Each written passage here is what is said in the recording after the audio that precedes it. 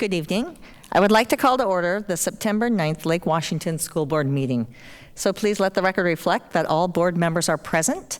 And to begin our meeting tonight, we have a lot of people in the audience. If you would like to speak at public comment, there's a sheet over there to sign up on. If you haven't had the opportunity to do so, please do so now. Feel free to get up.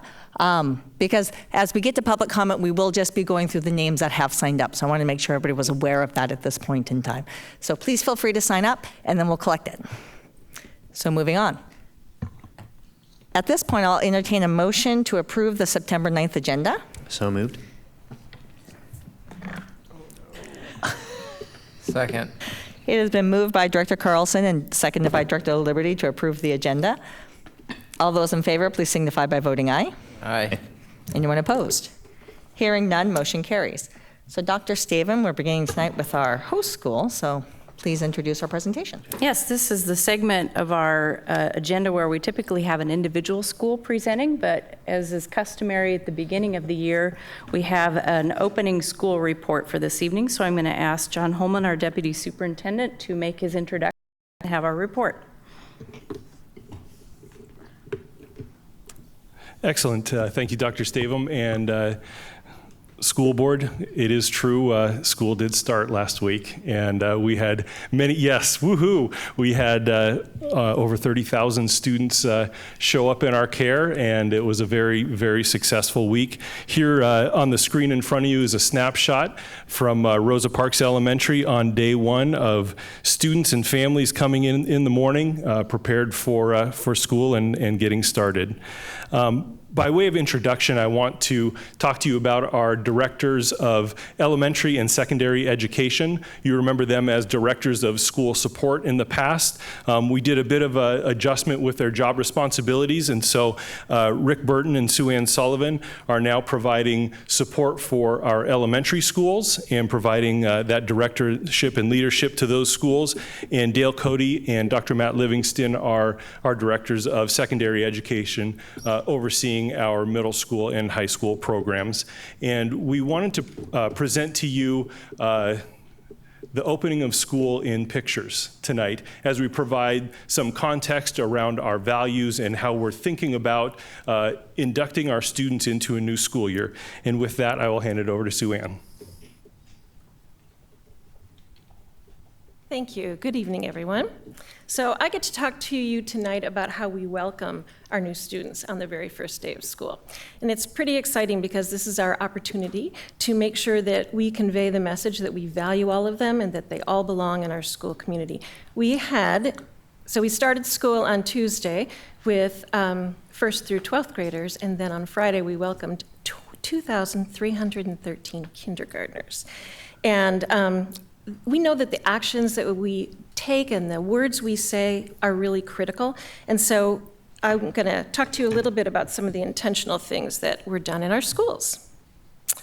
So first of all, outside of almost every school outside and many inside had welcome back messages. And those intentionally create a sense of belonging and a message to the students that you already are part of us. We value you as part of our school community.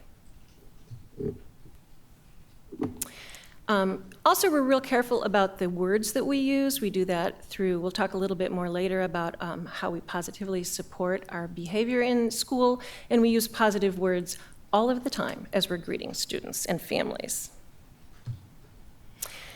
There are a variety of traditions and ways that schools welcome families and students the very first day. On the left is Finn Hill Middle School with staff clapping as all the kids enter. And at Ella Baker, there's parents and staff forming a line as all of the students walk through on the first day of school. And this is a sample of how some of the students were welcomed at, it was Rockwell and Red L. Red L, yeah. And that's just some of the happy faces that we saw on the very first day of school.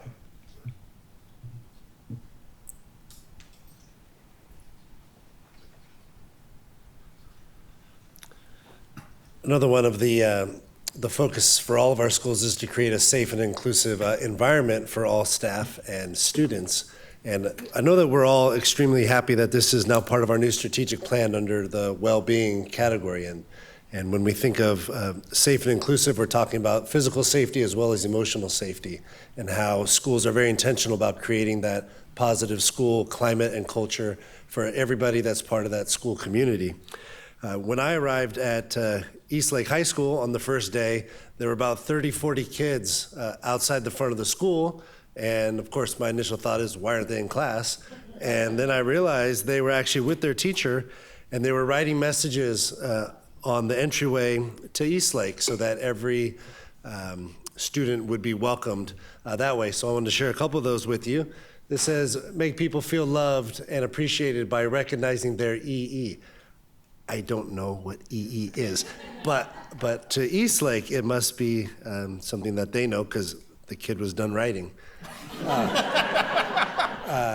Make people feel heard and validated. There must have been over 100 messages, so here's just a sample. And this was the third leadership class that was actually out there. So they were with their teacher, they were doing what they were supposed to do, and they not only did the entire front of the school, they did the back of the school too. So kind of like no matter where you came from to get into the building, you were gonna be supported. Here's another one. Say hi and smile in the halls, it's contagious. And it wasn't just Eastlake that did this. This is Rosa Parks. Be you, there's only one of you, so shine. The best way to know life is to love many things. So I think, the efforts to make our students feel welcome and the whole idea of inclusion, that no matter who you are, where you're from, new to the neighborhood, new to the country, new to the school, you are an important part of the school. And here's one last picture for you. This is the Baker administrative team. Takes every staff member to help students feel safe and welcome to our schools. And we absolutely believe that with our administrators, our teachers, our classified staff, our office staff, and our custodians and lunch staff. Everybody who is part of the school community is part of the team that makes our schools safe and inclusive for everybody that goes to school there.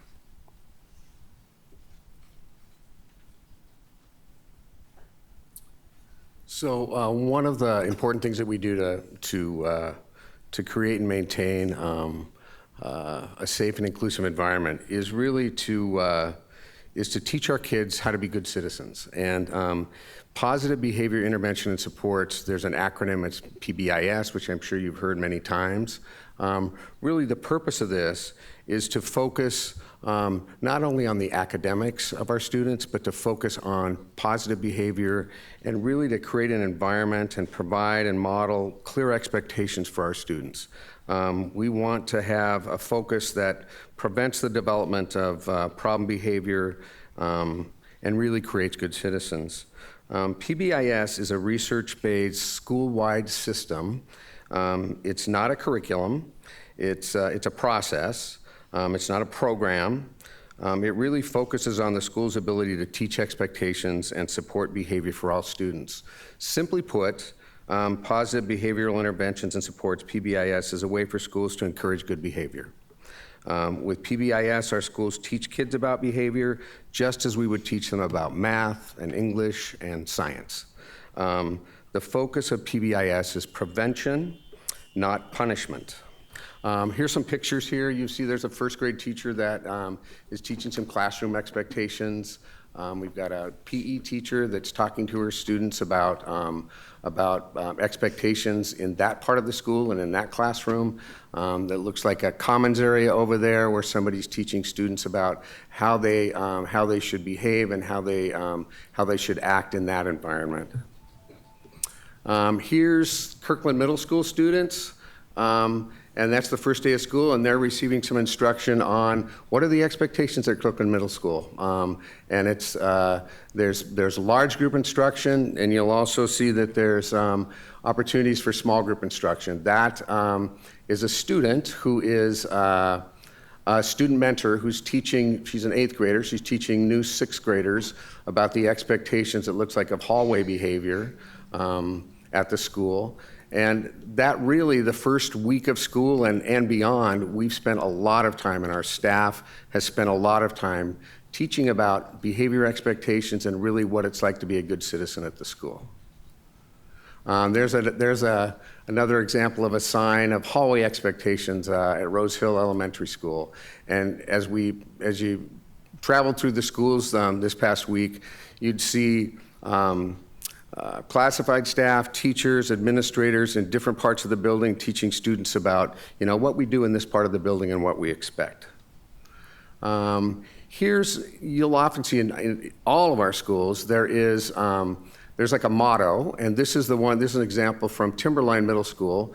They're the Wolf Pack, and it says that pack behavior is practice resilience, act with integrity, care for others, and keep safety first. And you'll find all of our schools will have similar mottos and acronyms that are visible in the school and really teach kids about how to be good citizens and how to create a learning environment that's positive and respectful to all.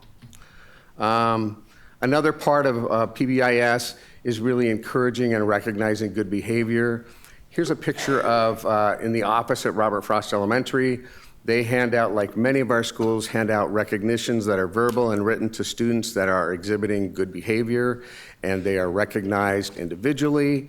At Robert Frost, they have drawings once a week, and they get to take a picture with the building administrators, and also they have assemblies to recognize good behavior.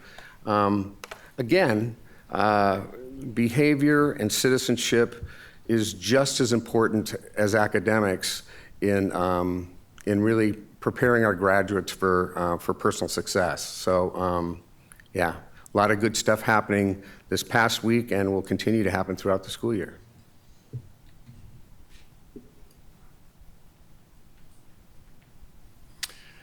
And of course, we know the importance of creating a learning environment for our students and the facilities that we have.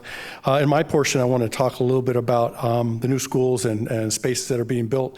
We're now completing 3 schools from the 2016 bond. We're partway through the Juanita High School project scheduled to be completed next school year. We're also utilizing capital project funding to provide schools and projects that have been built to create outstanding learning environments for our students and our community. This is a portion of the new Juanita High School. It replaces the original building from 1971. This is part of the library, Juanita High School. What you will see throughout, and many of you have been there, is just the natural lighting. And if you had been in the old Juanita school, there was very little to no natural lighting. The school already feels different when you walk through. This is the Career Center at Juanita High School. This space is a resource to assist students in their high school and beyond plans.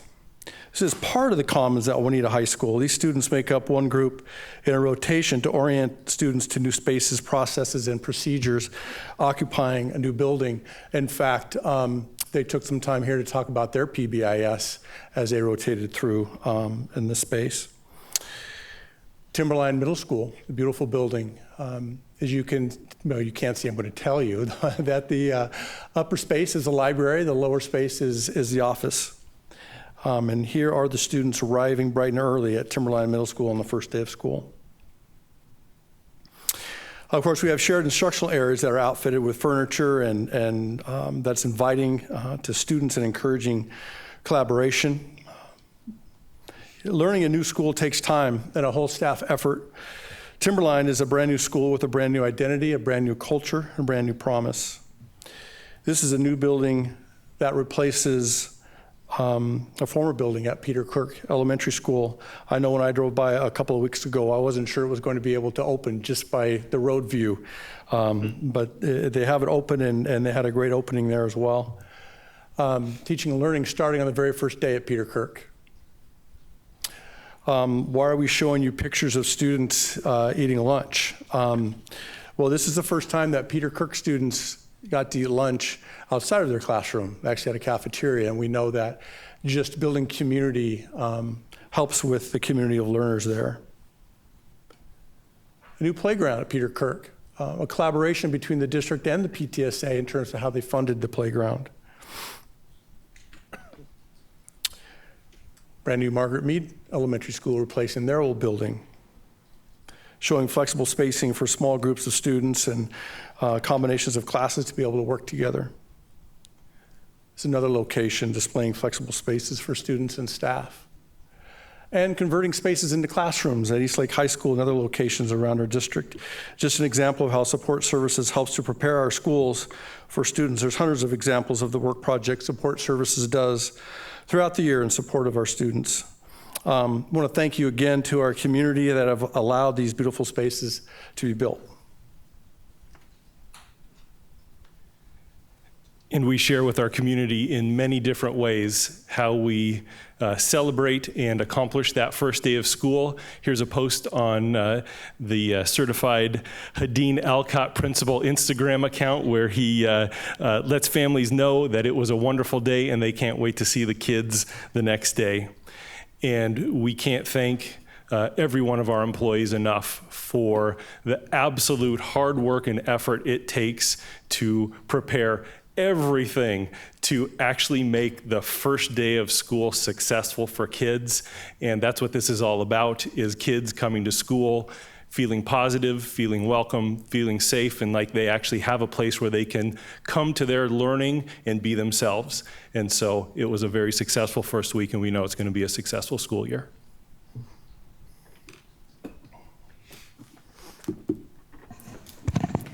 Thank you. Very exciting to always hear about the first day. Appreciate the pictures. Great to see all those spaces used. Any other questions or comments? Nope. Okay.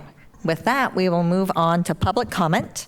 So as you know, the Board of Directors does provide the opportunity for public comment during our board meetings. And the public comment period is a time reserved during our work meeting for the board to hear from the public. Please note, it is not a question and answer session with the board. The board and superintendent will not respond to your comments, as our goal is to listen and to learn from you. Each speaker is provided 3 minutes, and in order to ensure we hear from a variety of people, individuals cannot share or donate their time. So when your name is called, please approach the podium, speak into the microphone that's there, giving your full name and the school attendance area for the record. As you know, we have a spotlight system over there to my left that will show a yellow light when you have 1 minute, and the red signifies that the 3 minutes are over. If you could just wrap up in that time frame, that'd be greatly appreciated. And it is important, as we spoke tonight about it, inclusivity and welcoming for all community members to feel welcome and safe during the board's business meetings. And so we do not take public comment on issues related to personnel or individually named staff at board meetings. And audience members are expected to treat all attendees with respect and civility. And so I will take the individuals. We are taking individuals who are currently signed up. I will not be putting out a request for anybody who hasn't. So just so you know that. So the sign-up sheet. Okay, so the first person that I'm going to ask to come forward is Kelly Eaton. Excellent, thank you. Hi, good evening. My name is Kelly Eaton, and I am a secretary at Samantha Smith Elementary. The last couple of weeks, I have rewritten this 3 times at least, which is kind of having different meanings and a different purpose. But I just would like to focus on a meeting that I attended a couple of weeks ago that kind of laid out to all of us the strategic plan for the next 3 years for the Lake Washington School District. One of the breakout sessions that we had, we were posed the question, what is our why? Well, we all know what we do, and why do we do it? Sometimes it's really hard to put that into words. Why do we do? Why? We know what we do. So I chose to not outline it like that, but to share with you some stories and experiences that I've had in the last 7 years as secretary. Every day when I go to work and that doorbell rings, unlimited times all day long, I am posed with the huge responsibility of the safety and security on any given day of over 800 lives. Every day, collectively, all of us are responsible for thousands of lives, their safety and security. That is one thing that I do. That, believe me when I say that none of us that are sitting here in this room today take this lightly at all. I'm going to share a why. Last year, I was blessed to meet an incredible young man. He was in kindergarten.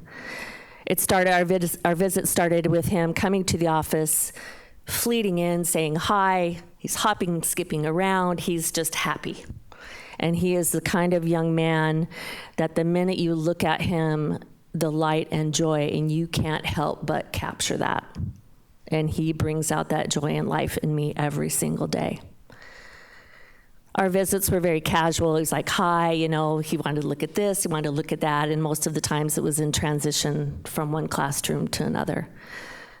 As the year progressed, started introducing more social skills to him. So our visits became very serious. He'd come in, he'd put his hands on my desk, and he'd say, well, good morning, Mrs. Eaton. I say, well, good morning. And he'd say, how was your day?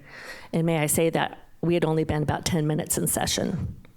So of course, because he was just a dear, I would say, I am having a great day. How is your day? And we would share. And it got to the point where I really looked forward to having him come and see me every day. We would share stories about, his brothers, or you would see that light in him when he knew his grandparents were coming to visit him from out of state.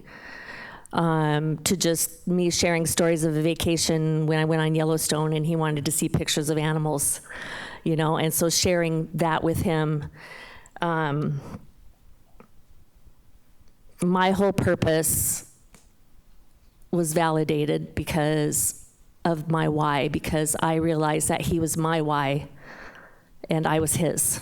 And it's really kind of hard to describe that impact on a person. Our back to business that we had on the 28th. Oh, geez, I'm red already. If you want to just wrap that up really quick, that'd be Okay, great. gosh, I'm so sorry. Thank you. So I'm going to be really quick. Back to business. I hear him call my name, Mrs. Eaton, and I see him running towards me. I get down on my knees and I brace. I says, here it comes. He gives me a hug, and he tells me, Mrs. Eaton, I have really missed you, and I can't wait to start school to see you every single day. To validate girls coming back, students coming back from middle school and high school that want to come in and just say hi and see how we're doing. That's another validation of our why. I wish I could say more. In closing, I would like to just say just one more thing real quick. Well-being. We believe that all students must be safe and feel a sense of belonging if they are to succeed. Community engagement. We believe that strong communities build strong schools, and strong schools build strong communities. Excellent staff. We believe that each employee in our district plays a vital role in contributing to the success of our students. All of us here now feel it is time for you to show us that we are part of your why, and give us the dignity and respect that we deserve. Thank you for your time.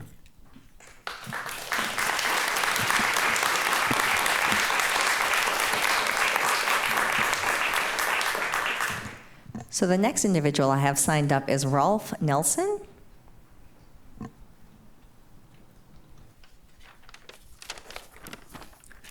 Rolf Nelson, Redmond High School theater pattern. Still awaiting real answers. Something missing from the whole privilege bit of indoctrination is the other side of the social contract. Obligations and costs. The accusation of privilege is usually hurled to divide, stigmatize, and silence because it only looks at one side of the issue. Your body, your choice, eh? What about his? What price do you put on a man's life? Male life.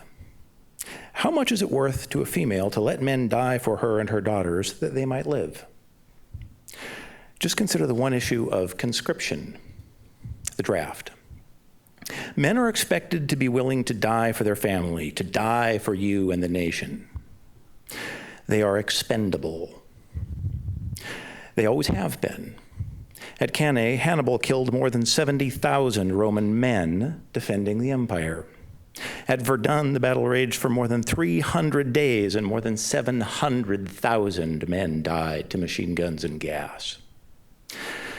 Many were conscripts. 80% of all Russian men born in 1923 died by the end of World War II. Of the 2,200 men aboard the German battleship Bismarck, only 114 survived. Some U.S. Marine units in World War II had casualty rates over 150%. Thousands of conscripted men were fed into the meat grinder of Vietnam, killing more than 50,000. Thousands survived that hell, but committed suicide later. An old hunting partner of mine is hard of hearing from all the anti-aircraft fire from his ship firing at kamikazes at Okinawa. At least he never became one of the POWs that the Japanese soldiers butchered and ate, or used for live person bayonet practice as a team building exercise. Yes, those really happened. Some might object, today we have registration but no draft. It's only a theoretical price. That's like saying your insurance premium has only a theoretical value because your house hasn't burned down yet. There wasn't any war on when my father registered. He is a smart, gentle, deliberate man who doesn't take conflict or disagreement well. Then the Korean War happened. Uncle Sam drew his number and stuck him in an infantry battalion. And away he went, expendable, replaceable. Today, if a Navy ship is deployed, all male crew must go, but pregnant crew doesn't. Women demand the opportunities, but not the obligations. So what is a man's life worth, ladies, to demand that he defend and perhaps die for you while you get a pass? Are you reducing your husbands and sons from expendable to disposable? That's the price for his privilege. But demanding ever more and offering ever less, and they might decide y'all are not worth it. I'm sure the foreign mercenaries hired with the promise of citizenship will protect you every bit as well as your brothers and sons could, or the Germanic tribes did ancient Rome. Congratulations, SJWs. Great job.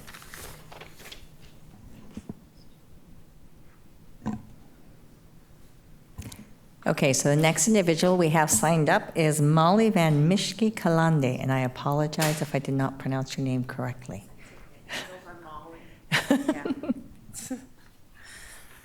My name is Molly Van Mishke Kalande. Totally fine. Definitely go by Molly. My kid at Timberline actually they had to call when I put in the spirit wear order. They had to call me because they were trying to figure out how to fit the name on the shirt.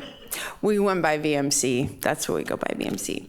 I'm here today in support of our office staff and their requests to the board.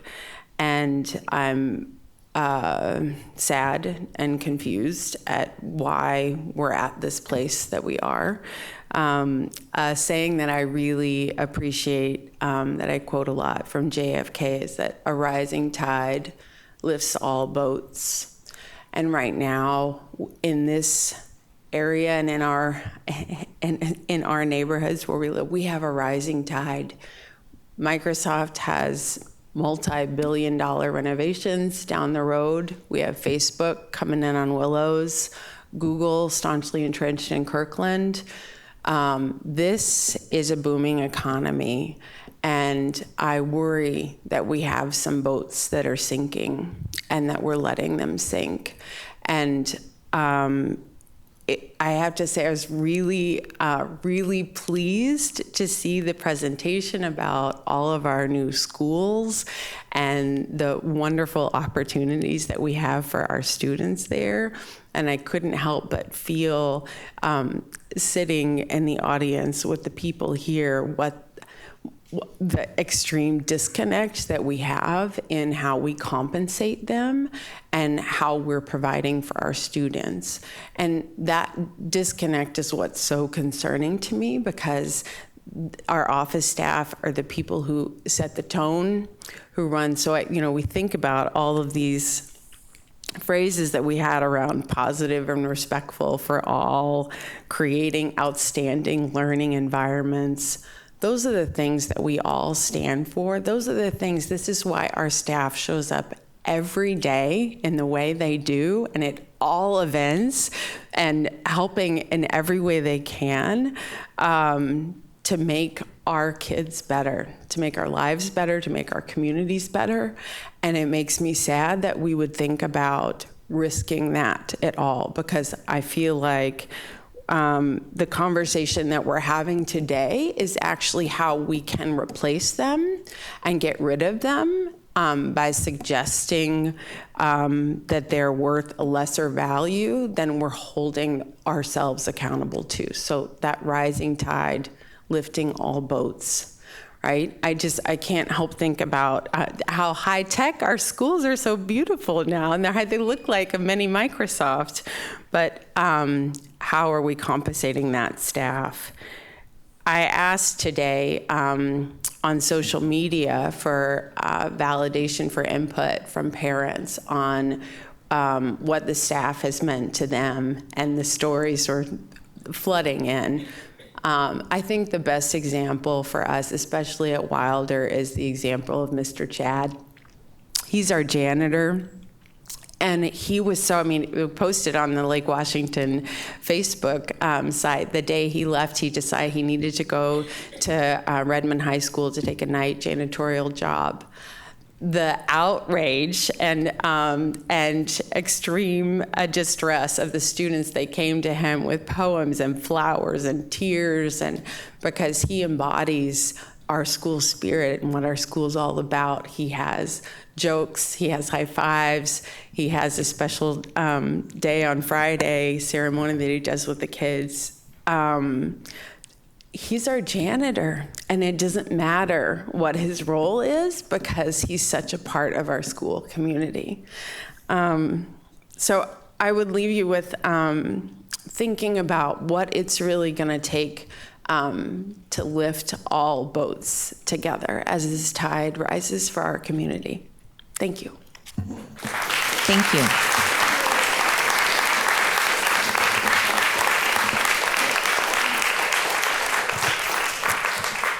And I am just going to ask that we try to follow as closely as possible that 3-minute piece. I'm just fearful it might get longer and longer, and then the meeting gets a little longer as well. So if you hear that, if you could just wrap up, that would be greatly appreciated.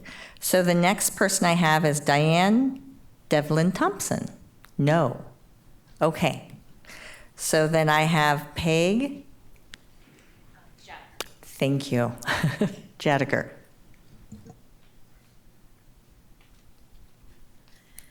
I don't like public speaking, so this took a lot for me to come up here. It's because it means a lot. But so I'm Peg Jadiker. I am a health room secretary at Wilder. I know you've heard from many of us telling you about the office staff, like what we do and how vital we are to the school, which we are. But I would like instead to talk to you about putting yourselves in our position and how you would all feel if you were in our position. So if you can visualize, when I tell you all that regardless of what a good job you all are doing, that none of you are going to be getting an increase in pay that you were promised, but instead some of you will be getting a pay decrease, and those contracts of yours, well, they may not be signed quite yet. It sounds crazy, doesn't it? Would any of you want to work if your contract was not signed? Remember when you gave yourselves that raise, remember how it felt. Can you imagine coming to work tomorrow, getting less pay, a possible pay cut, and no signed contract? I'm sure you all are thinking, like, no way.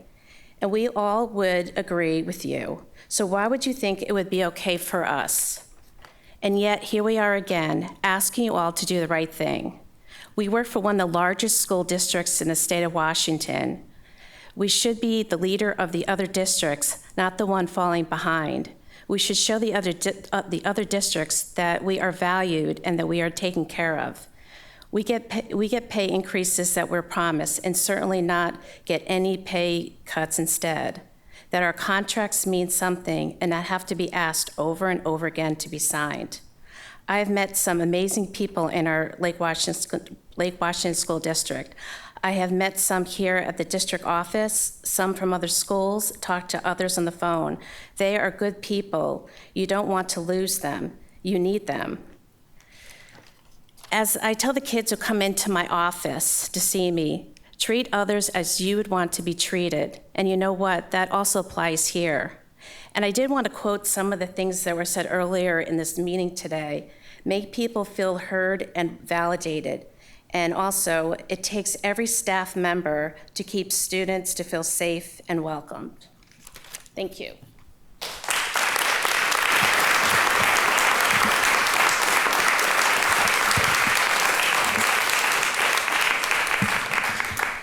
Thank you very much. That does close our public comment for this evening. That was the last person I did have signed up. So we will now move on to the consent agenda. So thank you all for coming.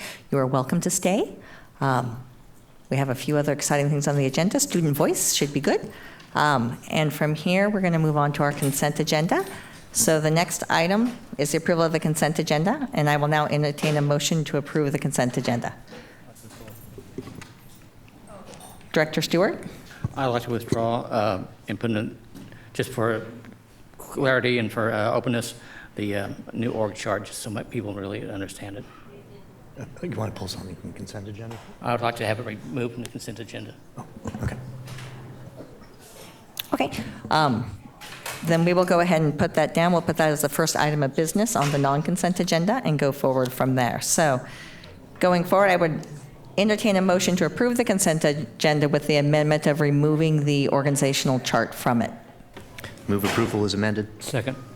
It has been moved by Director Carlson and seconded by Director Stewart to approve the amended consent agenda. All those in, actually, Dr. Stavum, could you pull the board? Yeah. Cassandra? Yes. Eric? Yes. Mark? Yes. Siri? Yes. Chris? Yes. And as part of that consent agenda, we do have the donations. Would you like to summarize those for us, please? I would. And I just want to make sure I have my other figure that I was going to read tonight, too. For our donations as of 9/9/19, we have an amount of $6,243.17. And for a summary of the donations for the 2018-19 school year, we have a very generous and impressive amount of $1,768,220.55 that come to us collectively from our Lake Washington Schools Foundation in the amount of $141,796.94. PTSA in the collective amount of $1,334,259.64, and from private donations, the amount of $292,163.97, which shows that our community supports us in many different ways, but particularly financially when we read this report. So we appreciate that and all of the ways that those dollars go to work to support our students. Absolutely, and those are just the donations that were over $1,000 that are approved at the board level through our consent agenda. So the support not only in time, talent is also through the dollars that are provided to help the enrichment and engagement of our students. So thank you very much, PTSA, Lake Washington Schools Foundation, and all those private sources. So from there, we have the non-consent agenda. So the first item we will deal with is just a presentation of the organizational chart. So I'm going to pass that to you, Dr. Stavum. Yes, and I don't have that called up, so let me just make note that this year we have a number of different changes, and the organizational chart that is part of our board materials tonight is also available on the Lake Washington Schools website, and is something that gives kind of a visual representation of how people are organized within the organization that helps to let people know who to contact if you're having a particular problem, or you want some information, or you just need to know kind of the right contact to refer to. That's really what that organizational chart is for. We approve it every year because there are typically some changes, but it's just something that delineates how our staff is laid out. So that's something people can use as a resource and something that we'd be happy to get a copy if somebody wants a copy, or you can easily run a copy of the PDF off of the website. Are there any questions? This, Dr. Stevens' explanation of the reason why we have org charts and we put them in on our website is exactly why I wanted to pull it out as from consent to non-consent. I had no problems with it. I want folks to make sure they realize that when they go and they either have a problem or they have a happy thought on those occasions, that they, once they go out of the school itself, that there are people here that want to and will help them through their situation. And if you don't have a roadmap, you don't know where you're going. Thank you. So with that, I will entertain a motion to approve the organizational chart as presented. So moved. Second. Been moved by Director Liberty and seconded by Mark Stewart to approve the organizational chart as presented. Any discussion? No more. Seeing none, all those in favor, please say aye. Aye. Anyone opposed? With that, the organizational chart is approved. Excellent. Okay, so the next item on our non-consent agenda is working with the reasonable interpretation of the indicators of our operational expectations. For this time, as you know, we've been working on revising these, and we're now in the process of approving the interpretation and indicators. We have two this evening, the Operational Expectation Policy 1 and Policy 2.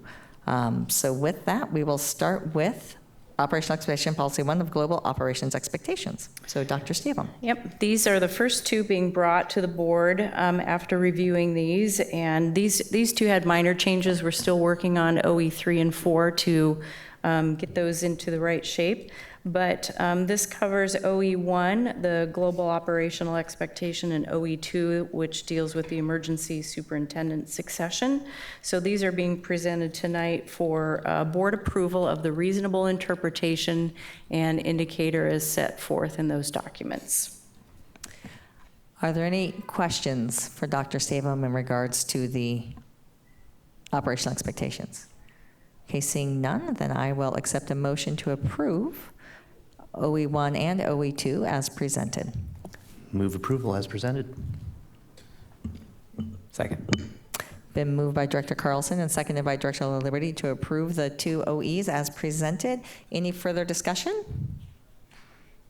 No, these were pretty straightforward. Two are pretty straightforward. I think you did a great job.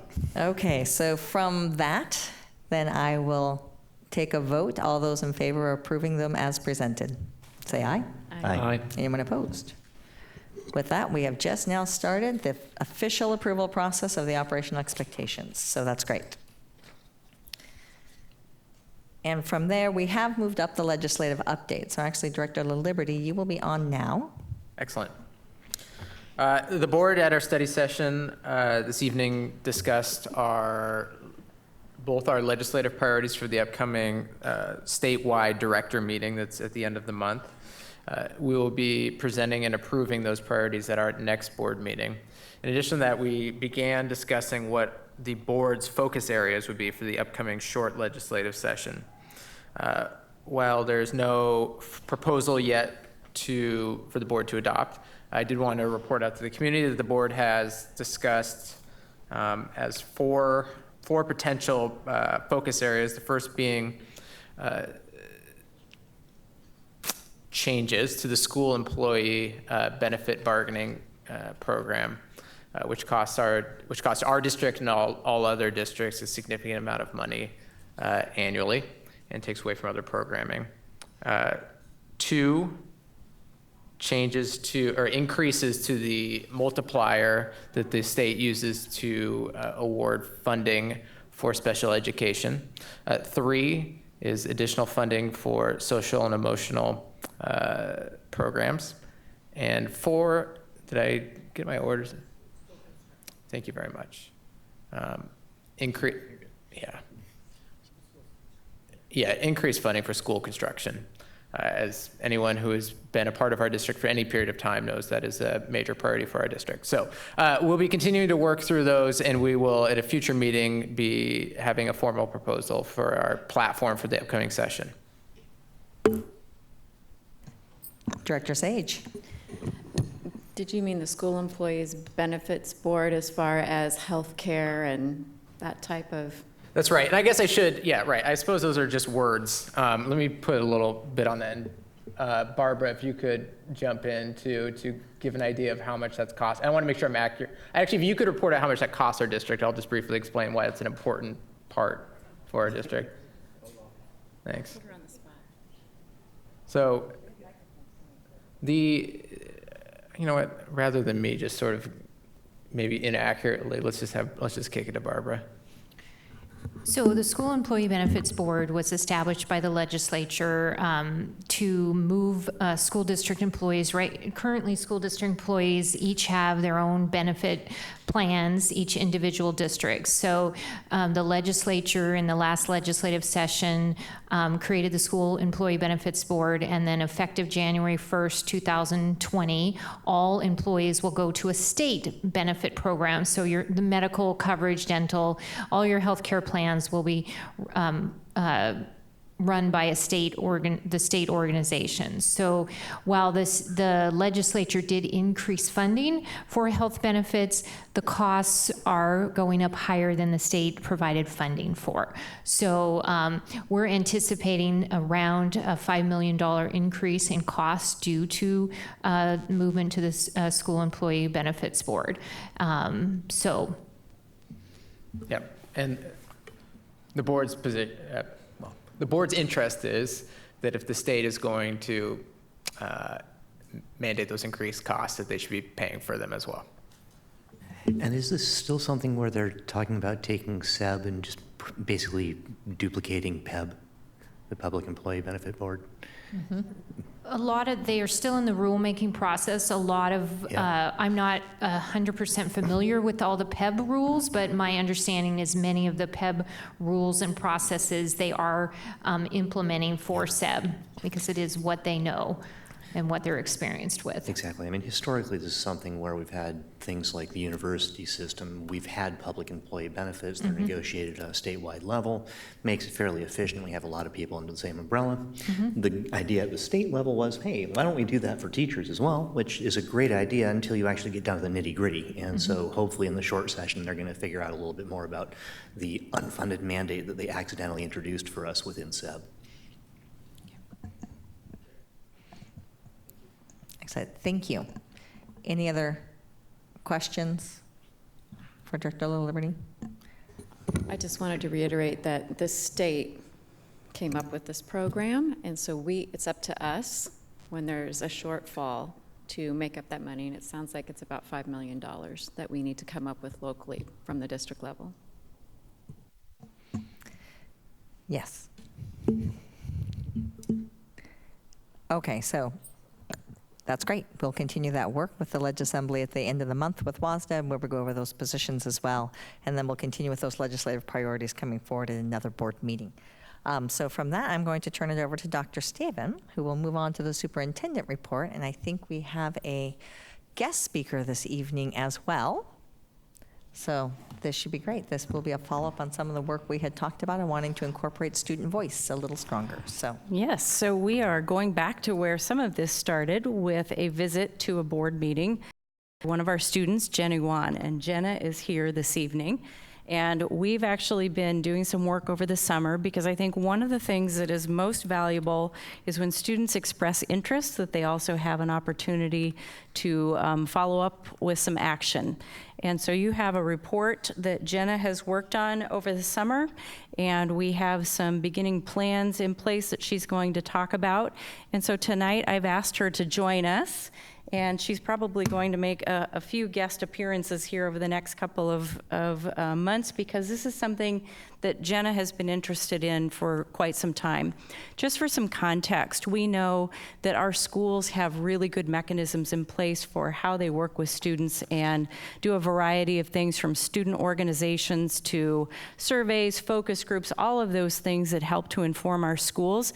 And so what Jenna's project has been, and will kind of continue to be, is how do we kind of harness some of those voices at a school level and begin to think about how we bring that to a district focus, and what are some of the ways that we can engage students maybe in some new and different ways to just add value to the things that we're doing in our district by looking through that student lens.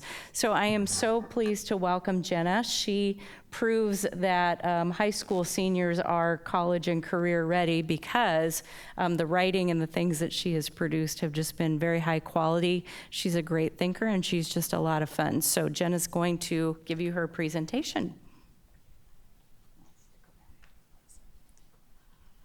So hi everyone, good evening. Thank you so much, Dr. Stavum. I'm really humbled by all the compliments, and I hope that I can live up to what is a pretty high expectation, I'm thinking. So a little bit of background about me. My name is Jenna Yuan, and I'm a senior at Eastlake High School this year.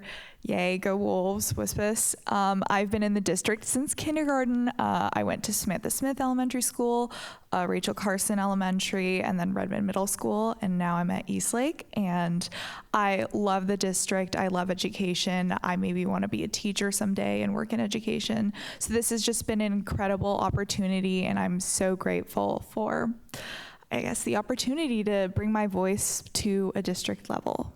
And with that, as you heard, I've been doing some work over the summer with Dr. Stavum on ways that we can incorporate student engagement and student voice into district processes.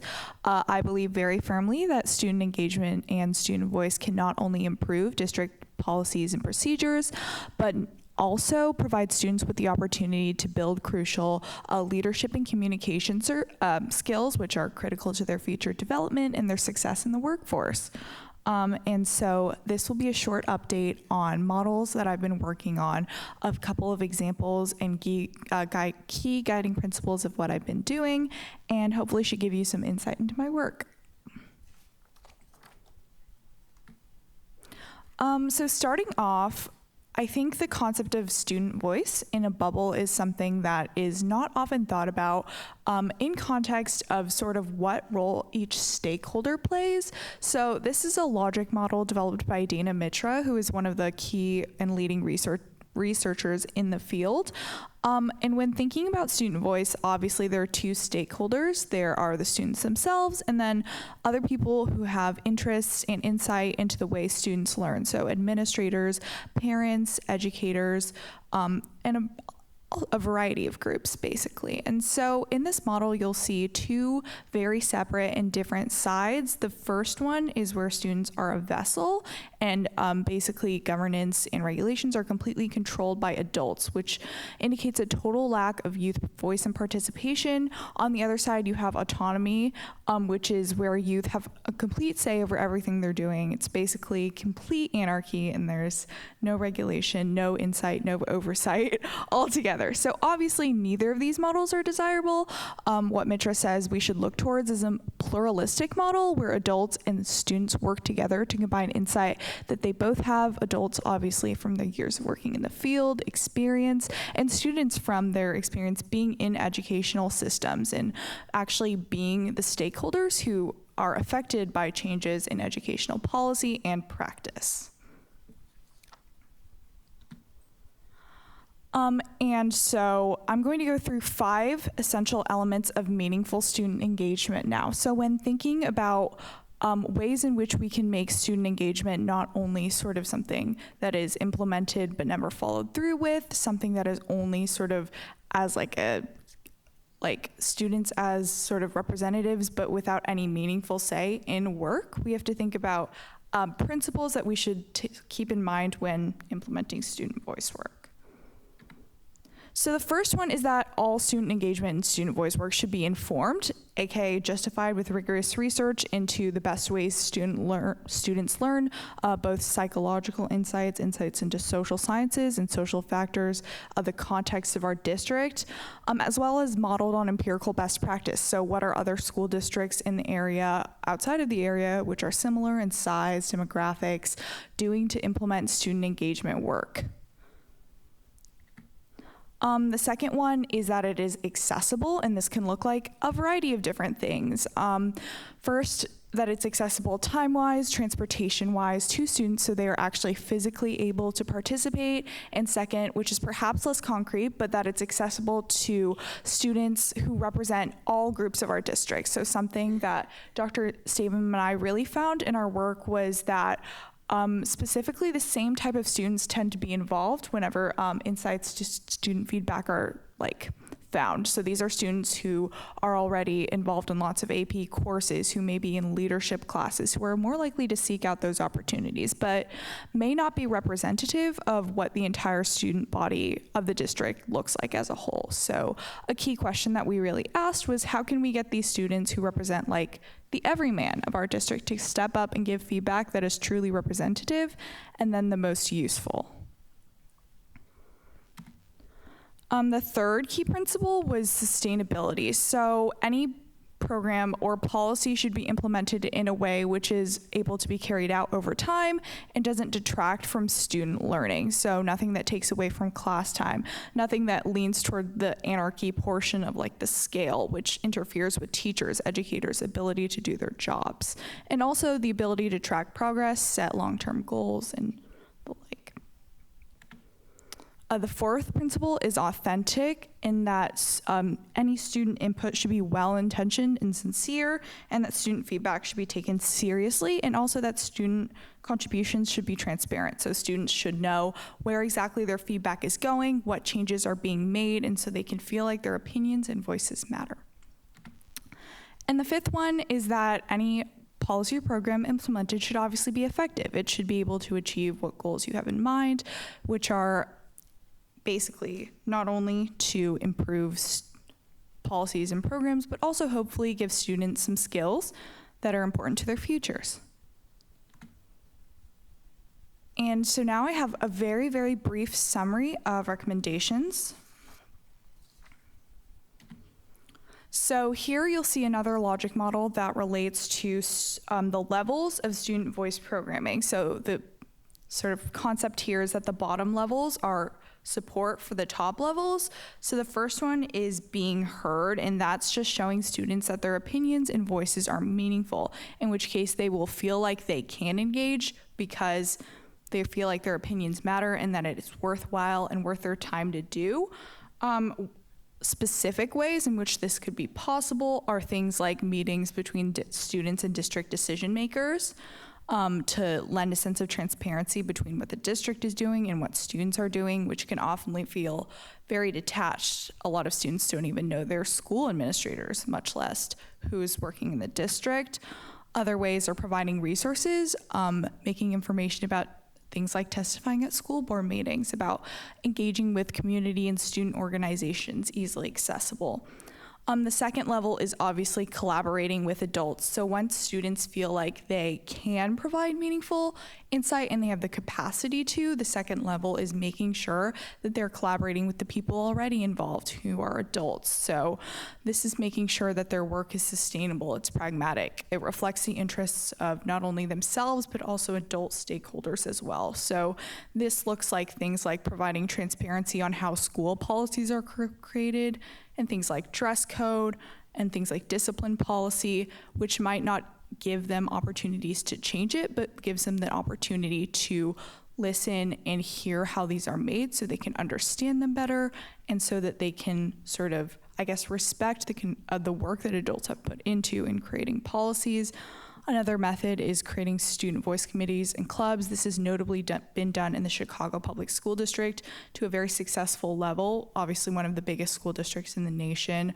These are basically almost clubs which convene like committees in which students and adults discuss issues that they're seeing in their schools. And the third level is building capacity for leadership. So we all know that you all are very experienced, very great leaders, and oftentimes students don't have the skills or tools, they don't receive these in their classes to know how to do things like public speaking, things like leading a team, building organizational models, are all skills students don't learn in school. So Dr. Stavum and I believe it's essential that we equip students with the skills to let them sort of succeed at providing meaningful insight and making sure that they know what they're doing, what's going on in school policy, what's going on at the district or state level. Things like that are getting students involved with task forces and standing committees. A student school board representative would be a great way to do this. Also providing leadership training for students. And providing capacity for leadership obviously not only prepares the student to give meaningful insight now, but also to be a conscientious, active citizen in the future, which is another form of education that is uniquely, I guess, key to actually getting involved and in practice. Yeah.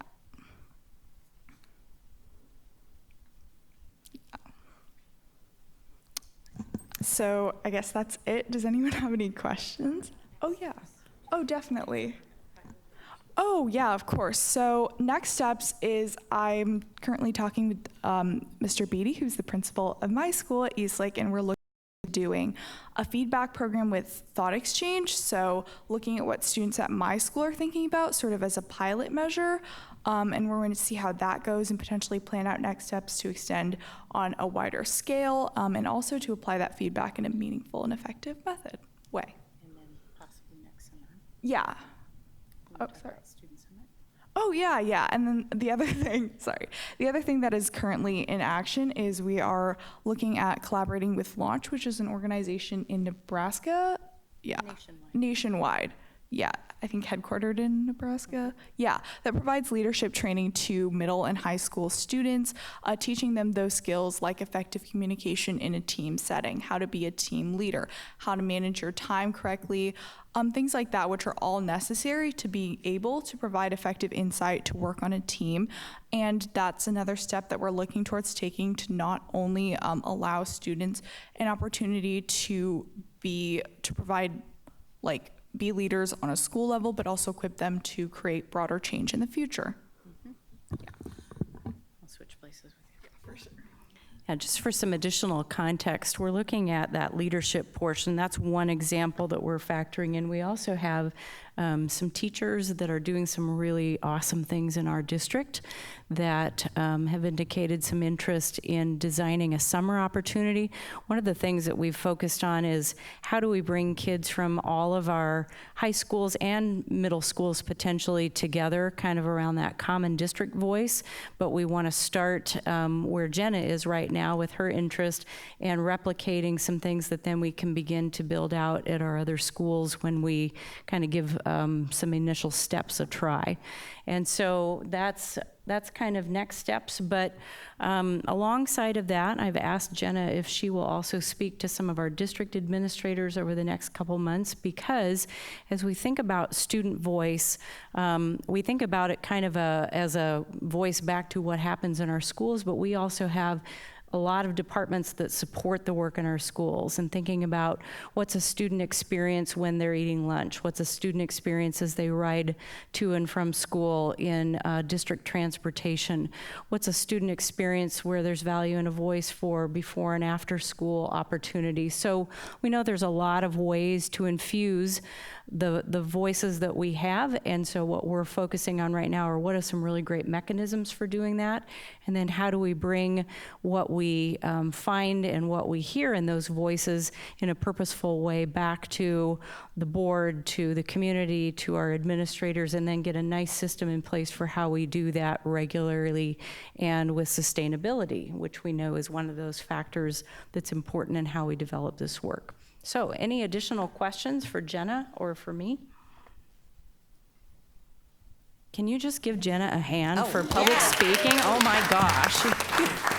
I'm ready to bring her on as soon as she graduates, but I think her parents and Jenna would frown upon that, something about, a higher education step coming in the works, but she has done outstanding work. So thank you, Jenna.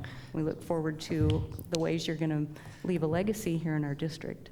So I was going to lead with a comment that in 12 years on the school board, that is by far and away the most interesting presentation a student has given me. Congratulations, you've got my attention.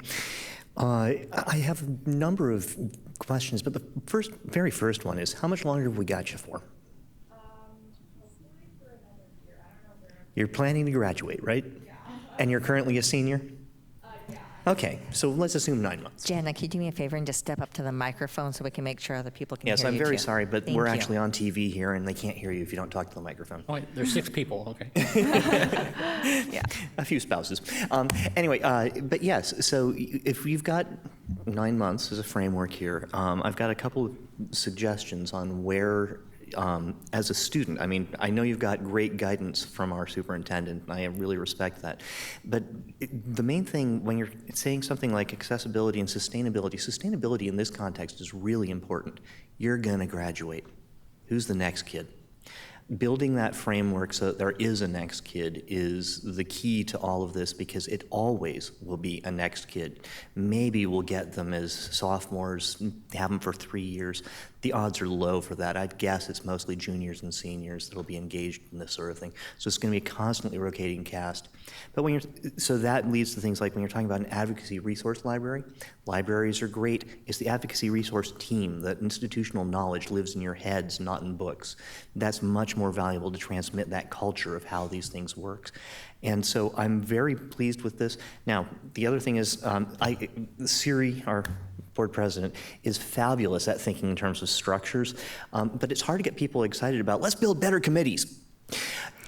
So that's one thing that I would suggest you might want to add to this framework is, what are the issues that you see students really engaging on, and build the framework around a few of those issues.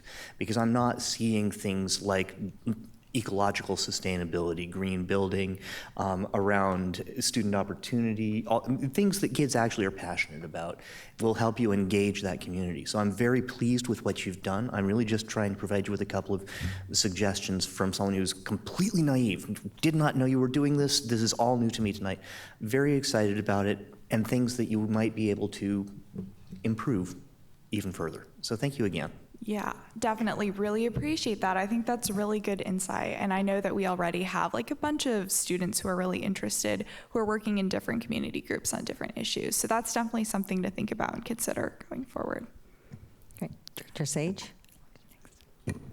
Again, thank you. This is a ton of work in your senior year. We know it's tough. My question related to when you talk with your peers, are people excited about this? Are people wanting to get on board and help you? And well, I don't know.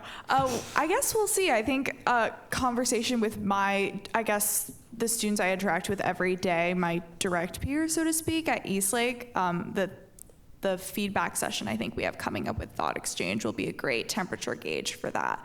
But overall, I think we have so many wonderful student-led community organizations across the area of the district, like city youth councils, the Sammamish Youth Board, Kirkland Youth Council, Redmond Youth Partnership Advisory Committee, like groups working on different issues. Like I know that like Tesla STEM High School, for example, has like a group that's really passionate about sustainability. And I think that if we, engage those groups correctly, this could be a really powerful thing.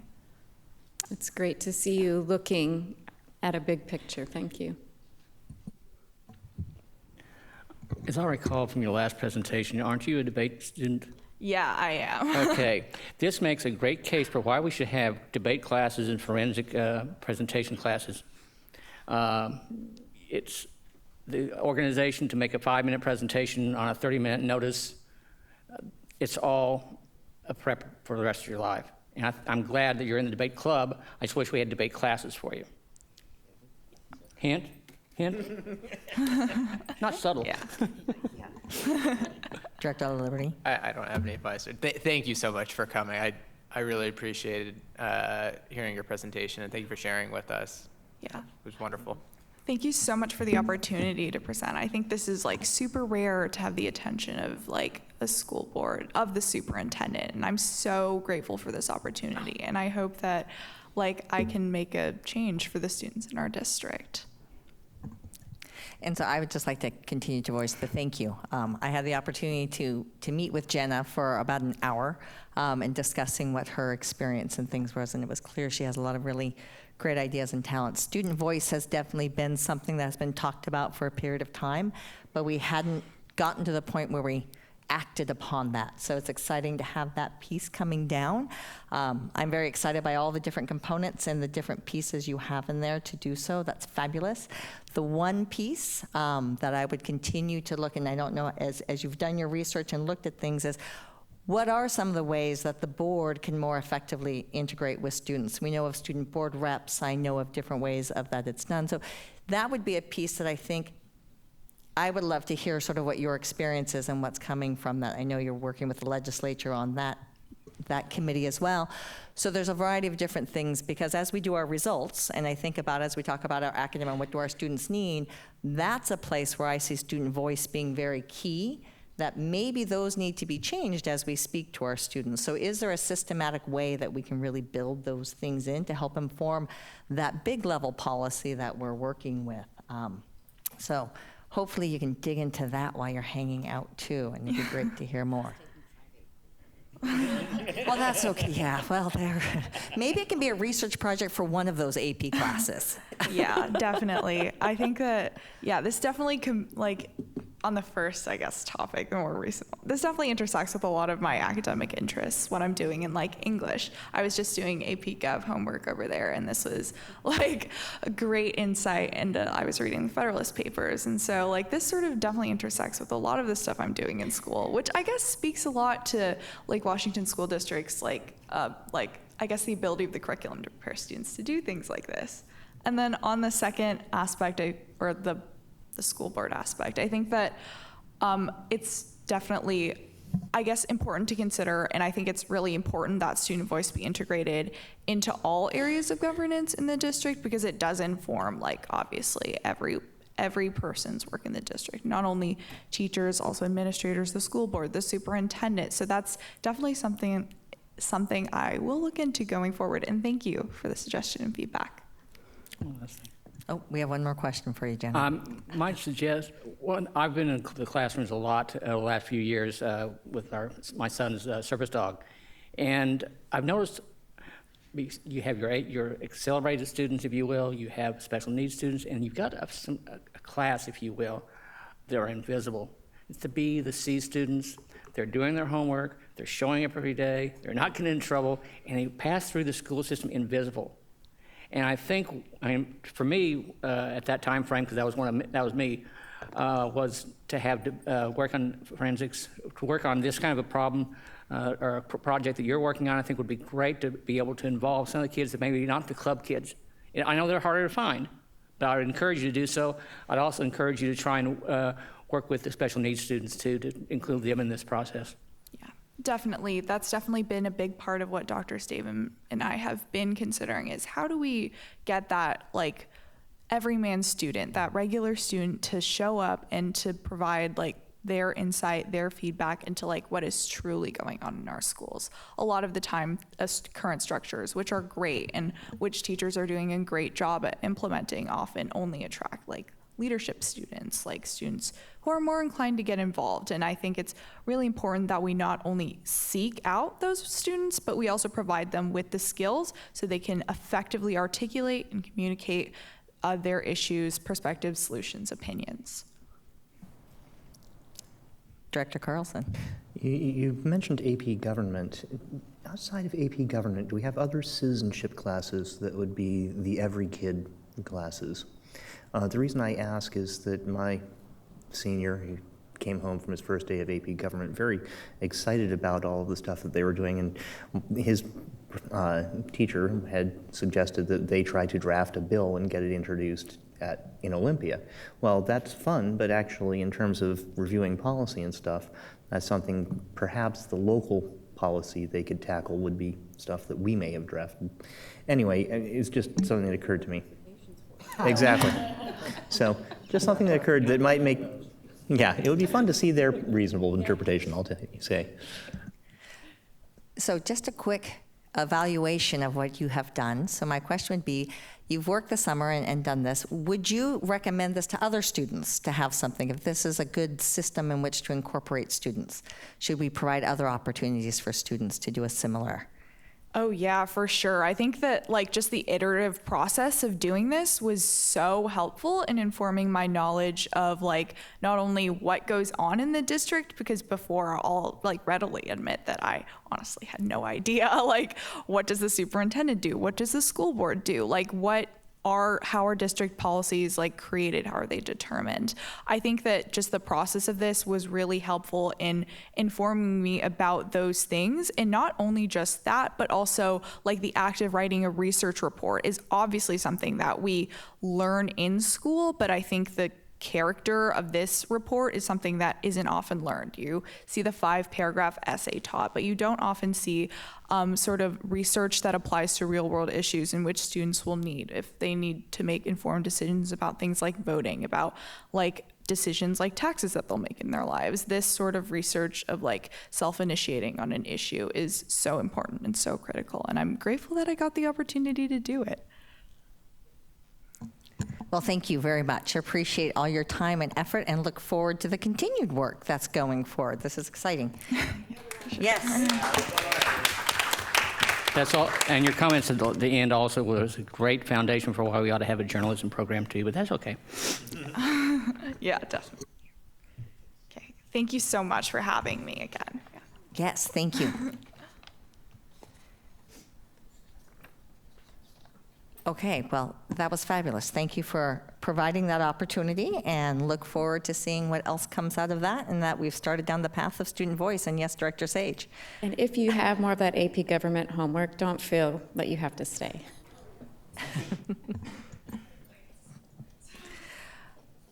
Although the last item on our agenda is board member comments. So are there any comments anybody would like to make? Seeing none, I will move on to, we have an upcoming board meeting on September 23rd at 5 p.m. will be our study session.